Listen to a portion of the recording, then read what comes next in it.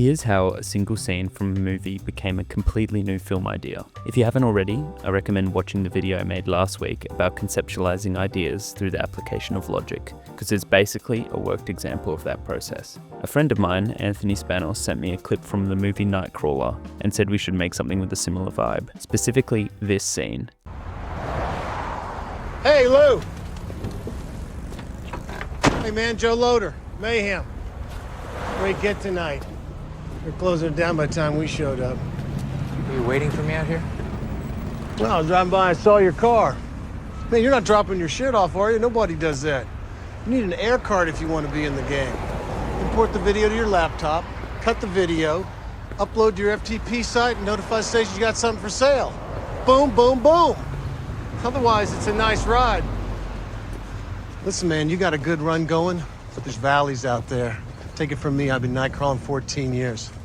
You heard I'm adding a second van? Oh, I didn't hear that. Gonna be a game changer.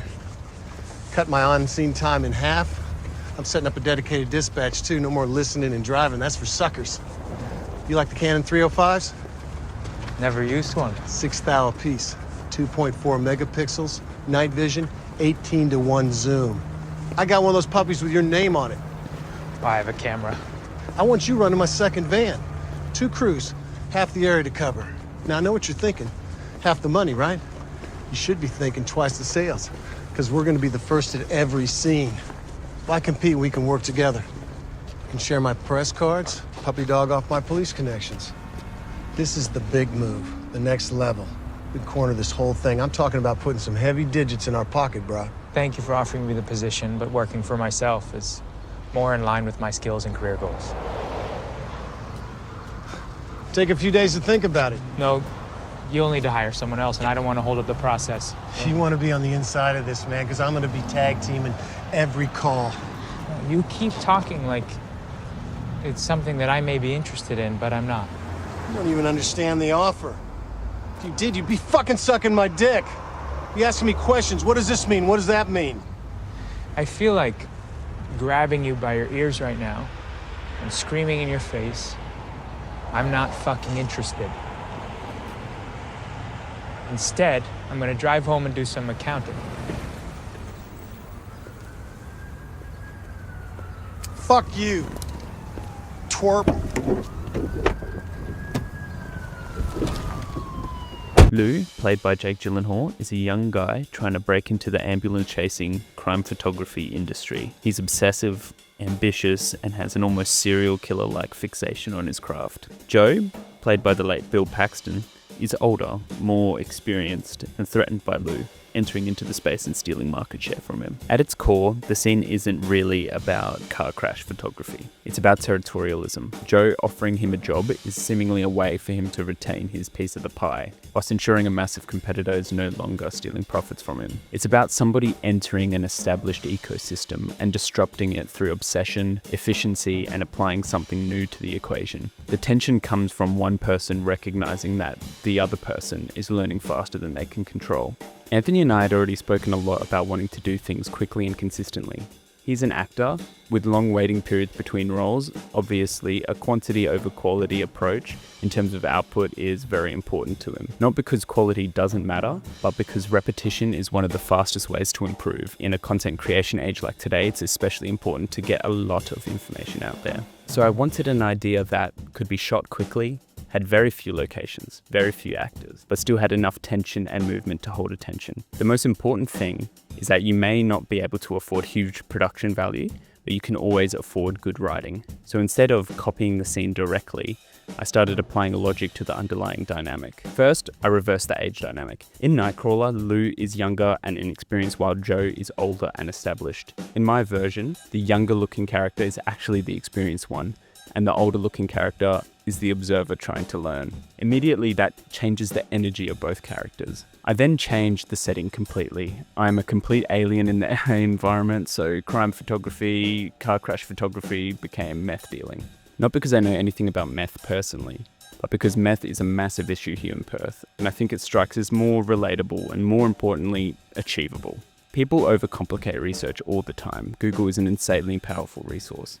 Interviews, documentaries, forums like Reddit, news reports, police statements, Or within an hour, you can understand enough terminology and behavioral patterns to create something that at least seems genuine. What interested me most was the voyeuristic aspect of the original scene. You can easily miss it, but the scene starts with Joe approaching Lou, seemingly hunting or on the lookout for him. Normally in crime films, if someone is watching a criminal, in this instance a drug dealer, they're either a cop, a detective, or someone preparing to stop them. But I like the idea of someone watching with admiration, studying, learning, almost like an apprentice. Immediately that hit all the dynamics in the original clip. Experience versus new, no longer successful versus recently successful, and territorialism. So I essentially put all of these aspects together, and a friend was born. It follows the two characters of Dion, the younger and experienced dealer, and Giles, the older newcomer. Giles rarely speaks early on because he is just watching. He absorbs the patterns of Dion, how Dion dresses, where he stands, how he interacts with buyers, how he enters the meth house, how he handles money, even the rhythm of his conversations. He's effectively learning a system. Here, surveillance is entrepreneurial almost. Giles watches Dion the same way a startup would study a competitor. That's why the film feels similar in spirit to Nightcrawler, despite the setting being completely different, as Lou is shown to be similarly business-minded. How much? 100,000. How much? 50,000. I need a number. 9 minutes, I need a number. I just gave you 2. 3,000. I got 3,000 for the food truck stabbings. There were more, Dad.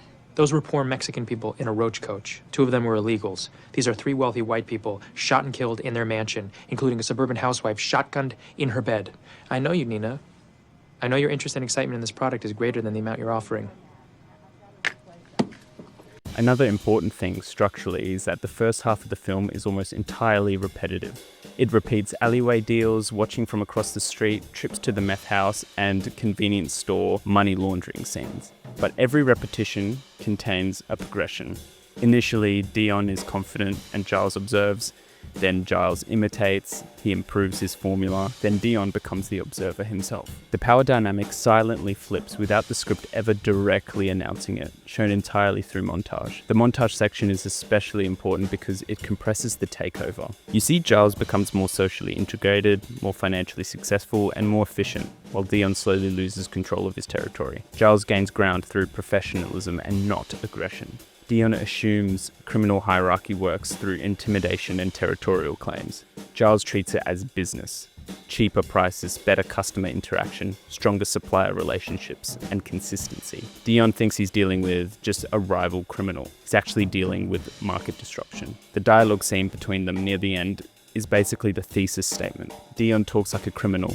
Territory protection, alliances, conflict. Giles talks like a businessman. Conflict between 2 competing forces. We aren't comparable, we aren't in conflict, you just got eaten up. That's the story. Dion interprets the situation emotionally, similar to how Joe does, and Giles interprets it analytically, similar to how Lou does. Even the final scene reinforces the idea. By the end, Dion becomes the full observer, trying to occupy Giles' original role, and the cycle kind of repeats itself. What also helps the script is that it stays extremely producible. There's only a few actors, a few locations, mostly daytime exteriors, dialogue-heavy scenes, implied violence rather than explicit violence. The concept carries the film rather than the production scale. The criminal world isn't over-explained. The backstories of the characters aren't provided. You never really get their motivations directly, but the audience learns through their behavior.